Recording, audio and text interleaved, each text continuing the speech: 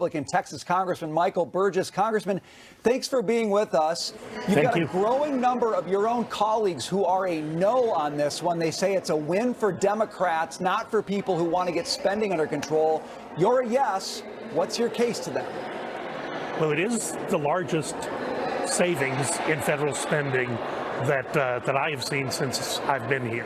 So there is that. No new taxes, and that was important. No new federal programs, that was important. Reclaiming all of the rescissions of the COVID money that has been unspent, all of those rescissions are important, and they're going to be signed into law when this bill passes. I'm curious if some of the GOP infighting, people coming out and saying no, is that more hurtful to the Speaker and to the GOP than it is helpful?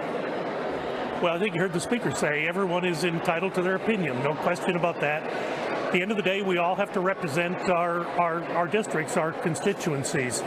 But two, for me, at the end of the day, I need to do the right thing by the country.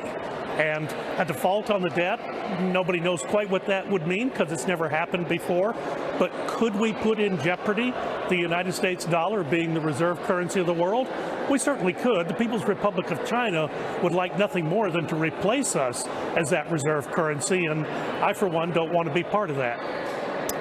Congressman, if I could switch gears for a moment, there was an interesting piece in the Wall Street Journal today highlighting the fact that U.S. crude, West Texas Intermediate, the price of it will now be incorporated into the basket that determines the price of Brent. Typically, we see a spread between those two, and Brent is more expensive, controlled by the international community. Now we're going to be a part of that. The Brent price is probably going to come down a little. My read on this, basically, after covering the industry for a long time, is that the United States still has a lot of power when it comes to energy, when it comes to our shale industry, and that if we were to see a change in the White House in 2024, that there is a comeback here that's possible. You're from Texas. Do you agree? Oh, absolutely. And look, the Wall Street Journal editorial that you mentioned went back to 2015, an energy and commerce bill, a House-passed bill that lifted the ban on export of crude oil.